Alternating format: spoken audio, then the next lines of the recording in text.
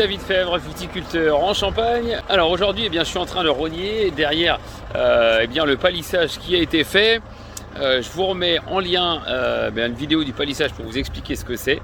Mais là, je suis un petit peu triste forcément, puisque je vais vous expliquer les conséquences de tous les orages. Pour faire simple, depuis le début de la protection phyto, depuis le 20 mai à peu près, 15-20 mai, on a pris 170 mm d'eau sur notre secteur.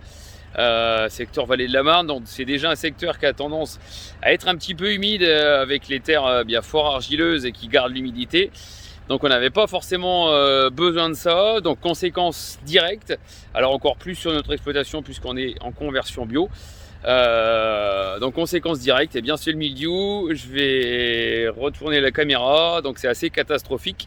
Je pense qu'on n'a jamais connu ça à une telle intensité. On a eu bien sûr historiquement des années à mildiou, on a eu 97, on a eu 2000, un petit peu 2012, on a eu aussi surtout 2016, mais je crois que là l'intensité elle est extrêmement violente. Même nous, ça nous a vraiment surpris puisque même en conversion, on était à 11 interventions, donc interventions réalisées chaque fois avant les pluies, puisque dès qu'il y a plus 20 mm, on y retourne. Donc à chaque fois, ça a été respecté, puisqu'on a seulement deux produits, le cuivre pour le mildiou et puis le soufre pour l'odium. Donc on a juste ces deux produits et conséquences directes. Alors là on va se retrouver sur un pied. Je vais retourner la caméra. Donc voilà, on a carrément des feuilles qui sont comme ça, voilà, toutes flétries, ou de toute façon elles vont mourir comme ceux du dessous, voilà, flétries comme ceci, voilà, qui sont en train de disparaître petit à petit. Et puis conséquence extrêmement violente, puisque c'est toute la partie, la moitié du feuillage, partie haute, en fait ça a poussé extrêmement vite. Hop, je retourne la caméra, ça a poussé extrêmement vite, et cet orage on l'a subi en pleine fleur, donc le moment le plus critique pour la vigne, puisque en général la plante elle se concentre pour cette floraison, et pendant cette floraison on a eu une pousse assez exceptionnelle où on gagnait peut-être presque 2 feuilles par jour, donc grosse pousse active, floraison. Et là si on remonte un petit peu dans les contaminations, c'est l'orage du 19 juin où on a eu un peu plus de 30 mm assez rapidement. Donc voilà, spectacle assez désolant. Ça commence à faire tout marron, tout gris. Donc ça c'est le feuillage. Je vais maintenant vous montrer la conséquence également directe sur raisin. C'est assez violent sur raisin. Hop, on va redescendre la caméra. On va montrer un petit peu, retirer un petit peu les feuilles. Voilà, vous avez ici, j'approche un petit peu, vous avez ici on a l'impression que c'est la petite poussière. Voilà, je vais essayer de zoomer un petit peu. C'est de la petite poussière, il y en a là, il y en a sur chaque grappe, quasi. Voilà, ici on le voit un petit peu. Est-ce que je vais arriver à vous montrer de plus près? Donc je vais vous mettre quelques photos sur notre Instagram. Voilà, ici quand on décache un petit peu les feuilles, on voit, voilà, ici des morceaux de grappe. On voit là même celle-ci, je la rapproche un petit peu, voilà, donc elle est très atteinte, elle est moitié atteinte, voilà. Donc une année extrêmement compliquée après le gel, qui a déjà de toute façon affaibli d'une manière générale les vignes. Ils ont forcément moins de défense immunitaire cette année avec le gel. Les vignes sont vraiment stressées.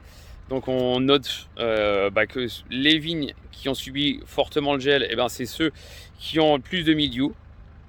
On note que le cépage meunier est encore un petit peu plus impacté que les chardonnays et les pinots noirs, même s'il n'y a plus beaucoup, mais il y a quand même des enseignements à tirer, que ce soit sur le matériel, que ce soit sur les interventions, que ce soit sur les méthodes, entre le labour, entre l'enherbement, la maîtrise de l'azote.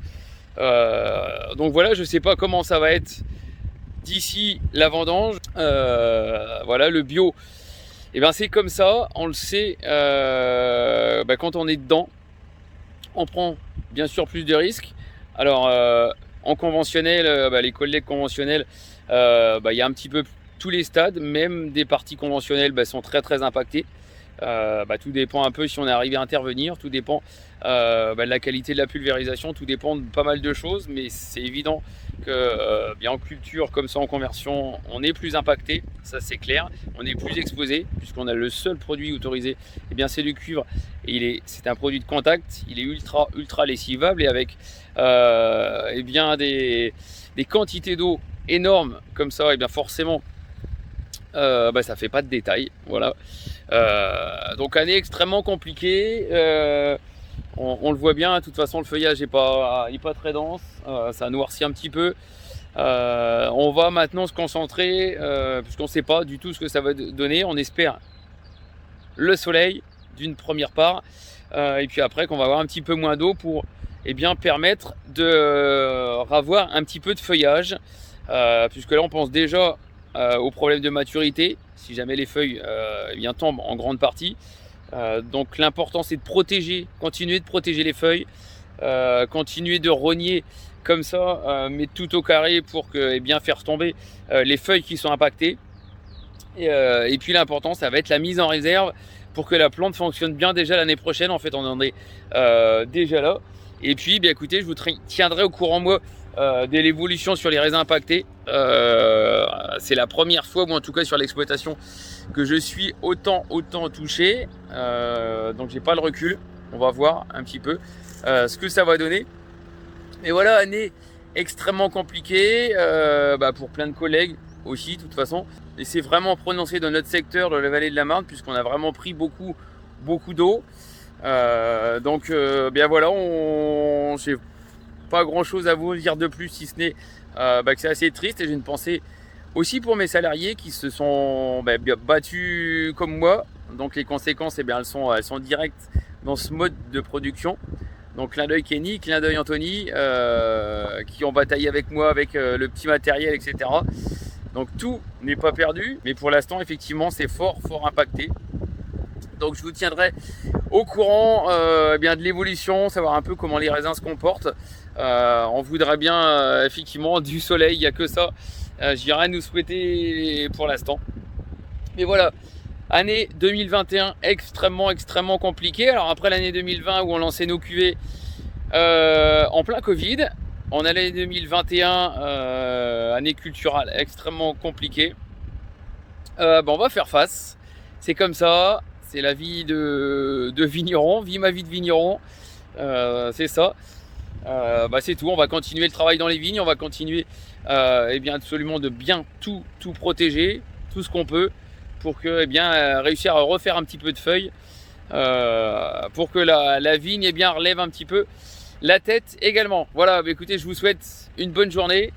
Je vous dis à très bientôt avec écoutez, un petit peu plus le sourire. Allez, ciao, merci de nous suivre, en tout cas de plus en plus nombreux. Merci de tous vos messages sur les réseaux, que ce soit sur Insta, sur Facebook, sur YouTube. Merci en tout cas de nous suivre et puis nous envoyer vos petits témoignages.